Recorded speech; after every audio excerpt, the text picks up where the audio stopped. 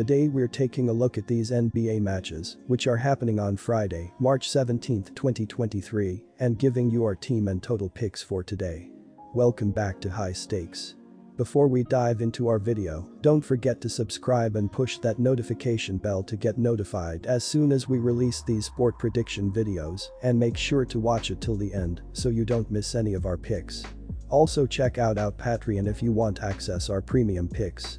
Our Patreon is a way for us to help you improve your chances of making more money. You will find the link in description and comments section below.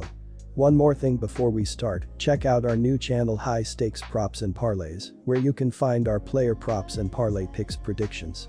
You will find the link in the description and comments section below. Philadelphia 76ers vs Charlotte Hornets. Despite having the most difficult schedule amongst the playoff hopefuls in the final third of the season, the Philadelphia 76ers are playing their best basketball. The Sixers are 8-2 in their last 10 and have won 6 straight games, including a 118-109 win at Cleveland on Wednesday night. Joel Embiid, making his own late surge for MVP consideration, finished with 36 points and 18 rebounds in the win. James Harden added 28 points, and Tyrese Maxey chipped in with 23 points in a somewhat controversial win. Embiid thought he had fouled out of the game with just over 4 minutes left, but a coach's challenge overturned the call, much to Cleveland's fans' dismay. The Charlotte Hornets are on the fast track to the NBA lottery in the spring, with just 22 wins this season. It has been a challenging year for the Hornets both on and off the court, and that culminated with a recent injury to All-Star LaMelo Ball that will sideline him for the remainder of the season. On Tuesday night, the Hornets fell to an undermanned Cleveland team 120-104 at home. The loss was the third straight for Charlotte and dropped the team to just 11-27 at home this season. Kelly Oubre Jr. had 28 points in the loss, and Terry Rozier added 22 points and 10 assists. The Hornets turned the ball over 22 times in the loss. I don't expect the Sixers to take a night off at this point, with the team so close to the second spot in the Eastern Conference standings.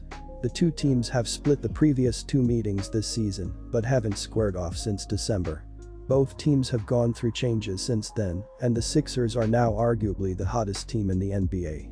Charlotte will not have any answers for Embiid, and he should dominate this matchup. Additionally, I expect the Sixers to exploit Charlotte's mediocre perimeter defense with the league's best 3PT shooting. Charlotte is positioning for the most ping-pong balls in the draft lottery, while the Sixers are trying to earn home court advantage in the playoffs. Take Philadelphia. The Hornets are 6th with respect to pace of play entering this contest with Philly. They have been routinely slaughtered on the opposing glass this year, ranked 25th in rebounding percentage. Philadelphia is 3rd in offensive rating, but they will play at their slow pace and keep this game from becoming a track meet, which is what Charlotte enjoys. Philadelphia has a lot to play for as they are seeking the 2nd seed in a hotly contested Eastern Conference. They trail the Boston Celtics by 1 game and would love to get an easy win against a tanking team such as the Hornets. Take the under 227 points in a game dominated by Philly. Washington Wizards vs Cleveland Cavaliers. Playing without Kyle Kuzma, the Wizards jumped out to a 22-point advantage in the first quarter, and although they have had issues holding those types of leads this season, the tanking Pistons did not offer much resistance. With a win, Washington, 32-37, moved percentage points ahead of Chicago for the final play-in spot in the Eastern Conference. Kuzma missed the game because of right knee soreness and should be available for this game against the Cavaliers. Every game for Washington at this juncture of the season is critical, and they cannot afford to drop many games with how tight the Eastern Conference playoff race is turning out. The Cleveland Cavaliers were outscored by 8 points in a tumultuous and controversial fourth quarter as they lost 118-109 at home to the Philadelphia 76ers. Caris LeVert scored 24 points and Donovan Mitchell added 21 as the Cavs played without Jarrett Allen, who missed his 3rd straight game with a bruised right eye. Joel Embiid was whistled for a charge, which would have been his 6th foul, resulting in a disqualification.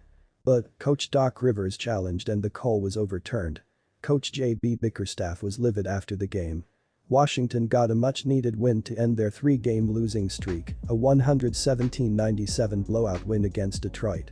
playing without Kyle Kuzma, the Wizards jumped out to a 22-point advantage in the first quarter, and although they have had issues holding those types of leads this season, the tanking Pistons did not offer much resistance. The Cavaliers, on the other hand, are one of the best defensive clubs in the NBA. Entering this important Eastern Conference matchup, they are second in defensive rating. With that said, Jared Allen's playing status is in doubt, and the Wizards will get Kyle Kuzma back for this game. Washington has won 9 of its last 13 road games. Look for them to steal a game in a very important affair. Take the Wiz plus 6 points. The Cavaliers are last in pace of play entering this contest with the Wizards. They hold the 6th highest shooting percentage, jumping to 4th at home. With Kyle Kuzma back in the fold and Allen unlikely to play, I like both teams to push the tempo in this one. The total number has gone over in 5 of Cleveland's last 6 games and 4 of 5 facing Eastern Conference foes.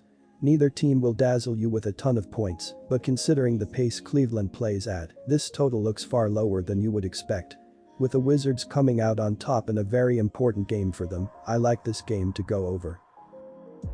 Golden State Warriors vs Atlanta Hawks.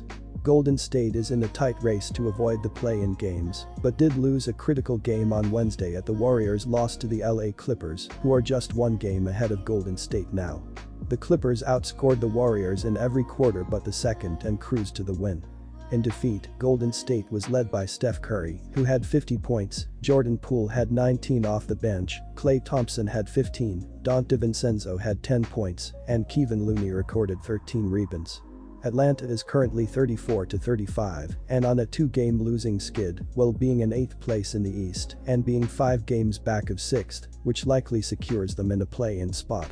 The Hawks are 18-15 at home and are averaging 117.2 ppg, which ranks 5th, while allowing 117.5 ppg. Atlanta has been led by Trae Young, who's averaging 27 ppg, Dejounte Murray is averaging 20.6 ppg, DeAndre Hunter is averaging 15.6 ppg, and Bogdan Bogdanovic is averaging 14.1 ppg. Golden State is one of the weirder NBA teams this season, given how dominant they are at home and how poorly they play on the road, which is why I like Atlanta to cover the spread here. This season, the Warriors are 8-25 against the spread, which is the worst away ATS record in the NBA. Atlanta, meanwhile, is 14-19 ATS at home, but Golden State is dealing with plenty of key players, and the Warriors tend to rest players on the road as well. Meanwhile, the one time these two teams played, Atlanta lost 143-141 in Golden State, and the fact the Hawks were able to keep it that close on the road bodes well for them here at home. I expect Atlanta to be able to score plenty of points and get after this weakened Warriors team here to win and cover the spread. Take the Hawks minus 1.5 points to cover. The over is also the way to attack this game, as these are two high-flying offenses and neither has great defenses. Golden State is the best over team in the NBA, as the Warriors are 39-28-3, while Atlanta is third at 40-29, and even on the road, Golden State is 24-8-1. Meanwhile, the Warriors are playing at a pace of 104.3, which is the best in the NBA, while the Hawks are playing at a pace of 103, which ranks 9th, so I do expect this to be a fast-paced game, especially due to the fact Atlanta is back at home and has had some days off. In the one game these two teams played earlier this season, the game went for 284 points. As well, in Golden State's last 5 games, the games are averaging 248.4 ppg, while Atlanta's last 5 are averaging 246.2 ppg. Take the over 247.5 points. Minnesota Timberwolves vs Chicago Bulls. Minnesota suffered a 104-102 loss to the Boston Celtics on Wednesday, in a game the Timberwolves rallied in the final 90 seconds to cover the spread and nearly win. Minnesota was down 101-95 and then was down 104-99 with 1.7 seconds left and hit a meaningless three-pointer to cover the spread. In the loss, the T-Wolves were led by Anthony Edwards, who had a double-double with 28 points and 10 rebounds. Rudy Gobert and Kyle Anderson both had 15, Jaden McDaniels had 14 points, and off the bench for Minnesota, Naz Reid had 15 points. Chicago is currently in 11th place in the East, as the Bulls are 31-37 and a half game back of Washington for the 10th seed in the East for the final play-in spot. Chicago, however, is 18-16 at home, while averaging 113.2 ppg, which ranks 20th, while allowing 112.5 ppg, which ranks 10th. The Bulls have been led by Demer DeRozan, who's averaging 25.1 ppg, Zach Lavin is averaging 24.9 ppg, Nikola Vucevic is averaging 17.7 ppg, and Patrick Williams is chipping in with 10.2 ppg. This game will likely come down to the wire and be back and forth, but I do like Minnesota on the road to get the win and cover. The Timberwolves are 16-17 against the spread on the road, while Chicago is 17-16-1 at home. But, the Timberwolves have a great offense, and the problem for the Bulls this season is that teams are averaging 37.1 3-point attempts per game, while Minnesota is averaging 33.6 and 35.8% from 3. I expect the T-Wolves to have success from beyond the arc and knock down key shots, while Gobert will also have success in the post down low. Our team pick is to take Minnesota here. I actually prefer the total in this matchup as I like the under here. This season, Minnesota is 37-33 in hitting the under, while Chicago is 39-29 in hitting the under, which is the best in the NBA, while at home, the Bulls are 21-13 in hitting the under. The Timberwolves do play at a pace of 103.6, which ranks 6th, but their offensive efficiency ranks just 21st, while Chicago has a defensive efficiency of 110, which ranks 6th, and plays at a pace of 101.2, which ranks 17th, as I do think the Bulls will slow it down here. Finally, in Minnesota's last 8 games, the games are averaging 227.6 ppg, while Chicago's last 8 are averaging 221.4 ppg. Take the under.